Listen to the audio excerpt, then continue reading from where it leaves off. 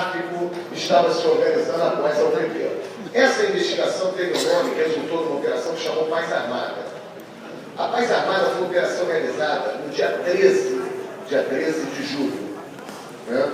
Dia 13 de julho é feita uma operação para cumprir mandados de prisão. Até o dia 13 de julho, Amarildo, Bete, toda essa turma não aparecia numa linha da investigação. Em nenhuma linha da investigação.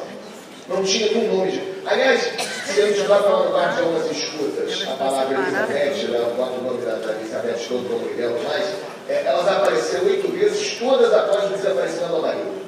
Ou seja, até o Amarildo desaparecer, Amarildo não tinha relação nenhuma com a associação tráfico. Quando Amarildo desaparece, ainda havia uma escuta em andamento e algumas coisas começam misteriosamente a surgir. Né? E aí o nome do Amarildo passa a ser vinculado nessa inquérito. Esse inquérito estava sendo tocado por outro delegado. Esse delegado, antes de relatar o inquérito, já tinha sido transferido da delegacia e ele entrega o inquérito relatado, mas ele já não estava anotado na 15ª defesa. E eu achei que eu deveria, como autoridade responsável, né, ficar totalmente responsável pelo encaminhamento desse inquérito para a Justiça. Quando eu fui ver, eu vi que o que estava acontecendo ali era um processo de construção, né, da desqualificação da vítima. Amarildo tinha um procedimento fora desse inquérito, onde estava sendo apurado seu desaparecimento. Não havia relação nenhuma do desaparecimento do Amarildo com a investigação da associação da tráfico. Não havia nenhuma, eu posso garantir a vocês.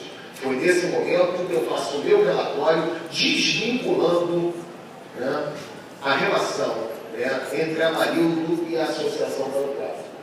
Por quê? A construção do Amarildo como traficante, principalmente dos seus familiares, né, legitimaria, infelizmente, dentro do que eu coloquei, a explicação do seu próprio desaparecimento. Parece um absurdo falar isso. Né? Parece uma coisa muito... Né? Como isso aconteceria? Aconteceria da mesma forma que acontece nos milhares de autos de resistência que eu estudei no doutorado. A identificação de quem morreu como traficante, o que nós temos no auto de resistência? Juntada de folha de antecedentes criminais do morto.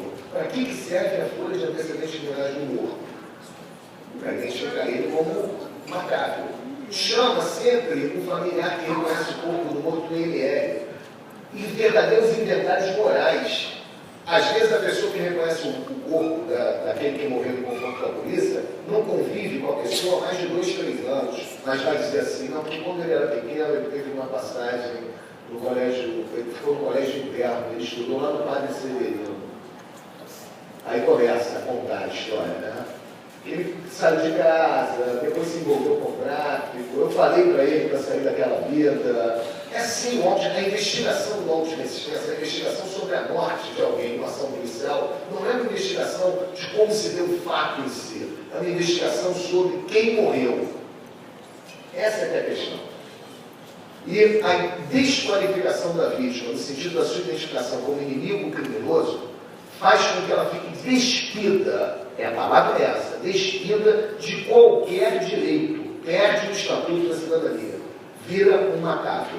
E era isso que ficou ali o confronto entre o relatório de um delegado que tentava aproximá-lo, né, dessa construção e o meu relatório que tentou afastar essa desconstrução. Mas é uma coisa muito triste, né, porque, na verdade, em que se resumiu, né, todo o debate que impulsionou a investigação. Quem morreu? A verdade é essa. Quem morreu é que foi o foco da investigação e era o foco das matérias também. Porque os jornalistas me ligavam constantemente, amiga de vocês, a Beth Luquezzi, do Fantástico, tentou fazer uma matéria desde o início. E ela me ligou uma vez e falou assim, doutor Zacconi, eu estou tentando fazer uma matéria aqui no Fantástico sobre o desaparecimento do Amarildo, eu tenho que entrevistá-lo por telefone, pode ser? Pode, não tem problema. O que o senhor acha da hipótese do tráfico ter matado o Amarildo? É a primeira pergunta dela. Olha só, hein? Isso as unidades, colocado dentro de uma viatura da Polícia Militar, levado para um local onde tem câmeras, essas câmeras não estavam funcionando, ninguém sabia explicar para onde o Amarildo foi. Aí eu falei assim para a Beth Luquezzi, falei, Beth Luquezzi, eu acho uma hipótese tão viável como a Marildo ter ficado puto na vida naquele dia, ter saído da Rocinha, do lá para Ponte de Niterói e se jogado de cabeça. Aí ela falou assim para mim: doutor, eu estou falando sério, curso, eu falei: também estou falando sério. Eu falei: senhora, vamos parar para pensar. Aonde que tem, quais são os elementos que você tem como repórter para colocar a investigação nesse sentido? Mas era um desejo. Né? Se a gente for ver o que se produziu naquela investigação, foi um desejo, né, de se salvar, né, aquela desgraça, que é uma desgraça, é uma realidade, né, uma realidade da nossa sociabilidade que ficou exposta.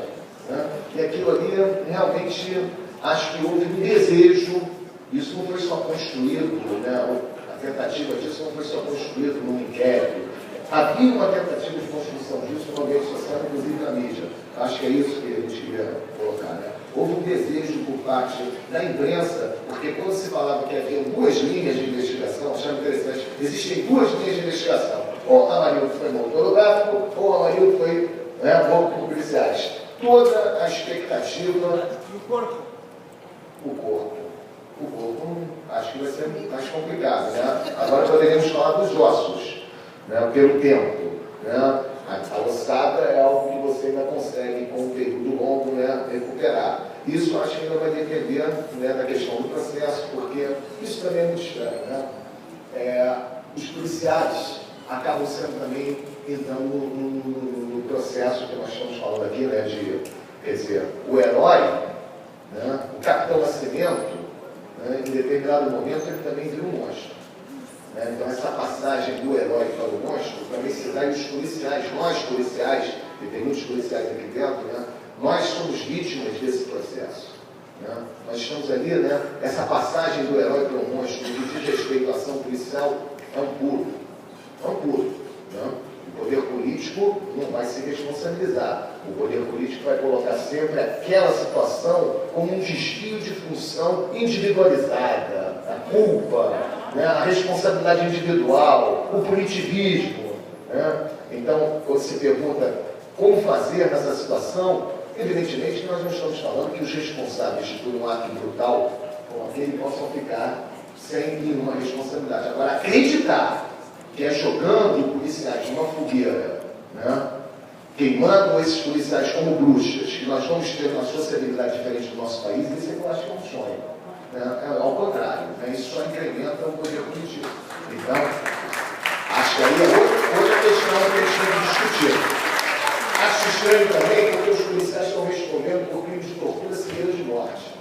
E o método que está sendo utilizado para a ubicação de provas é o da delação, né? Com 25 policiais que foram colocados no processo, sabendo-se que só 4 participaram diretamente da ação. Isso também está no processo.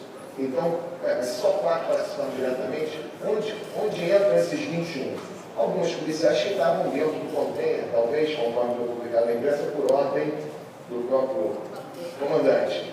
Esses policiais que receberam uma ordem e ficam dentro do container, estão sendo processados para quê?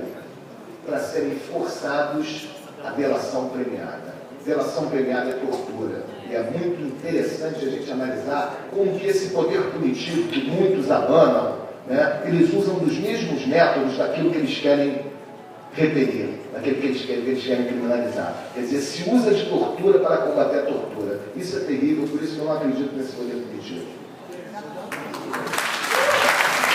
Bom,